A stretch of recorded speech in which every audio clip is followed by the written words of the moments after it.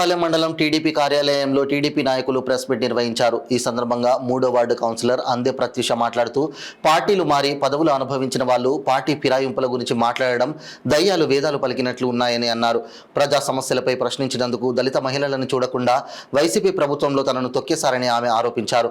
తాము స్వచ్ఛందంగానే వైసీపీ నుండి బయటకు వచ్చామన్నారు. మీరు గెలవకూడదని నిరంతరం పోరాడి ఎండనక వాననక ఎమ్మెల్యే వేమిరెడ్డి ప్రశాంత్ రెడ్డిని అందరూ కలిసికట్టుగా పనిచేసి గెలిపించుకున్నామని తెలిపారు. గత వైసీపీ ప్రభుత్వంలోనే బుచ్చిరెడ్డి మండలంలో ప్రకృతి వనరులు దోచేసి అక్రమంగా లేఅవుట్లు వేశారని ఆరోపించారు. 6 సార్లు ఎమ్మెల్యేగా గెలిచారని చెప్పుకునే నల్లపురెడ్డి ప్రసన్నకుమార్ రెడ్డి కోవూరు నియోజకవర్గ సమస్యలపై ఎప్పుడైనా అసెంబ్లీలో మాట్లాడారా అని ప్రశ్నించారు. మొట్టమొదటిసారిగా ఎమ్మెల్యేగా ఎన్నికైన వేమిరెడ్డి ప్రశాంత్ రెడ్డి నియోజకవర్గ సమస్యలపై అసెంబ్లీలో గలం ఎత్తుతున్నారని తెలిపారు. ఈ సమావేశంలో మండలంలోని టీడీపీ నాయకులు కార్యకర్తలు పాల్గొన్నారు. నిన్న వైస్ చైర్మన్ ఎన్నిక జరిగింది.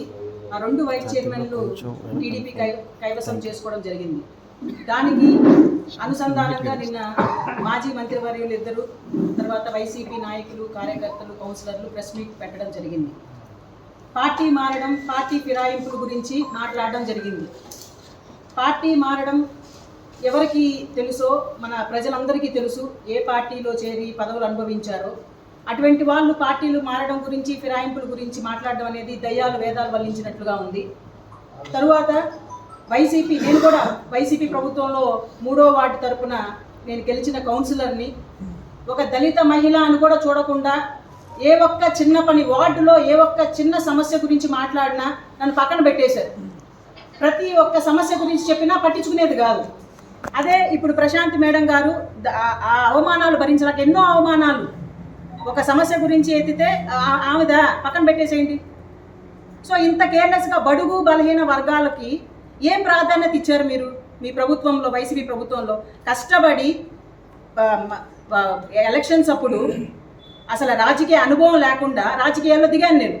రాజకీయాల్లో దిగి నేను కష్టపడి 3వ వార్డు అసలు టీడీపీ గెలుస్తుందని ప్రతి ఒక్కరు విశ్లేషకులు, ఈవెన్ పత్రికా విశ్లేషకులు అయితే ప్రతి ఒక్కరు చెప్పారు 3వ వార్డు టీడీపీ గెలుస్తుంది అని, అప్పుడు టీడీపీ ప్రభుత్వంలో. కానీ నేను కష్టపడి గెలవాలి, ప్రజలకు సేవ చేయాలి, ఉన్నత చదువు చదువుకున్నాను, పద్మావతి మహిళా యూనివర్సిటీలో డాక్టరేట్ సంపాదించాను కష్టపడి.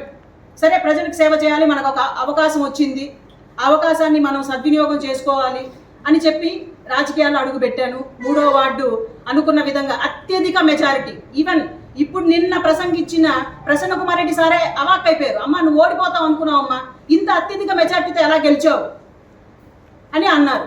సరే, మనం గెలిచాము, ఇంకా ప్రజల సమస్యలు మనం చేయాలని చెప్పి గెలిచిన వెంట నుంచి గడప గడప ప్రోగ్రాం, స్వచ్ఛ సంకల్ప యాత్ర, ఆరోగ్య సమస్యల గురించి పోరాటం, ప్రతి నిత్యం ప్రజల్లో ఉండి అనేక ప్రోగ్రాంలు కండక్ట్ చేశాను. హెల్త్ క్యాంపెయిన్ అయితేనేమి, క్లీన్ అండ్ గ్రీన్ ప్రోగ్రామ్ అయితేనేమి, ప్రతి ఒక్క ప్రోగ్రామ్ ఇనిషియేటివ్గా తీసుకొని ఇక సీనియర్ నాయకులు కూడా ఆశ్చర్యపోయారు. ఏంద్ర ఈ అమ్మాయి ఇంత ఇదిగా చేస్తుంది, ఎందుకంటే నేను ఒక స్పోర్టివ్గా తీసుకున్నాను. ఒరే, నాకు ఒక అవకాశం వచ్చింది, నేను చెయ్యాలి ప్రజలకి అని చెప్పి స్పోర్టివ్గా తీసుకుంటే ఈమె ఎదిగిపోతుందని చెప్పేసి తొక్కేసింది మీ పార్టీయే, వైసీపీ ప్రభుత్వం. అబ్బాయి ఈమె ఎదిగిపోతుంది, ఈ మన అంతనంత ఎదుగు, నన్ను 3 నెలలకే అమ్మాయి యాక్టివ్గా ఉందని చెప్పి సోషల్ మీడియా కన్వీనర్గా చేశారు కోవూరు నియోజకవర్గం తరఫున.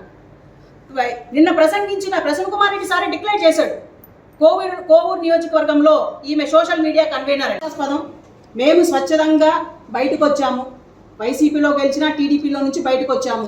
బయటకు వచ్చిన తర్వాత మా ప్రశాంతి మేడం గారిని గెలిపించుకున్నాం.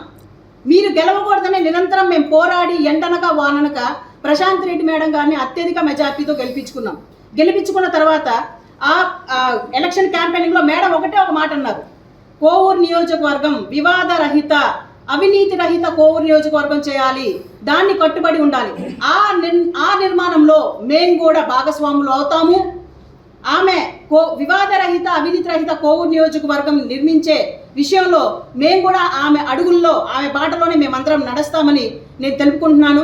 తర్వాత ఇంకొక విషయం అన్నారు, మీరు ఈ భూ కబ్జాలు చేసింది ఏ ప్రభుత్వంలో, అక్రమ లేఅవుట్లు వేసింది ఏ ప్రభుత్వంలో, ప్రకృతి వనరులు సంపాదన బుచ్చిరెడ్డిపాలెం కోవూరు నియోజకవర్గ వనరులు మొత్తం దోచేశారు. ఏ ప్రభుత్వంలో దోచారు? వైసీపీ ప్రభుత్వంలో దోచలేదా? మీరు దోచింది మీరు. ఇప్పుడు మళ్ళీ మా గురించి చెప్తున్నారు, పార్టీ ఫిరాయింపులు చేశారు, వైసీపీ కౌన్సిలర్లు అంతా టీడీపీకి వెళ్ళిపోయారని. మమ్మల్ని అనే అర్హత మీకు లేదు. మీరు కూడా ఒకసారి ఆత్మ పరిశీలన చేసుకోండి. మీ అవమానాలు భరించలేకనే మేము క్రమబద్ధంగా ఉన్న పార్టీ తెలుగుదేశం పార్టీలో చేరాము. అదే మా నాయకురాలు ప్రశాంతి మేడం గారు నాయకత్వంలో మేము నడుచుకుంటాము. ఇంకొకటి కూడా నేను సవాల్ విసురుతున్నాను మీ అందరినీ. కోవూరు నియోజకవర్గంలో అన్నిసార్లు ఎమ్మెల్యే అయ్యాను నేను. నాకు 40 years ఇండస్ట్రీ నాది. నేను అన్నిసార్లు ఏ రోజైనా అసెంబ్లీలో కోవూరు ప్రజల సమస్యల గురించి మాట్లాడిన దాఖలాలు ఏమైనా ఉన్నాయా చెప్పండి. గెలిచిన ఎటువంటి రాజకీయ అనుభవం లేదు ప్రశాంతి మేడం గారికి. రాజకీయ అనుభవం లేకుండా గెలుచుకున్నారు అత్యధిక మెజార్టీతో. ప్రతి ఒక్క అసెంబ్లీ సమావేశంలో ప్రజల గురించి, కోవూరు ప్రజల గురించి గళమెత్తుతున్నారు అసెంబ్లీలో. ఇది మీరు చేశారా గత ప్రభుత్వంలో? అటువంటి మేడం గారిని ఏదో వైస్ చైర్మన్లుగా గెలిపించేశారు, అక్రమంగా చేశారు, నీతి నియమాలు పాటించలేదు అని అనడం అనేది సమంజసం కాదు. ఇంకొకసారి మీరు ప్రెస్ మీట్ పెట్టాలన్న ఆత్మ పరిశీలన చేసుకొని ప్రెస్ మీట్లు పెట్టండి. మేము రెడీ, మేము సిద్ధం. మీరు ఏమేం చేశారో ఇంకా నా దగ్గర ఒక లిస్ట్ ఉంది. ఇప్పుడు సమయాభావం వల్ల చాలా మంది పెద్దోళ్ళు మాట్లాడాలి. ఇంకా ప్రెస్ మీట్లో కూడా ఇదే విధంగా మాట్లాడతాను. మా మేడం గారిని, మా పెద్ద ఆయన ప్రభాకర్ రెడ్డి సార్ని గారిని అన్నారంటే ఇంకా గలం ఎత్తాల్సి వస్తుంది.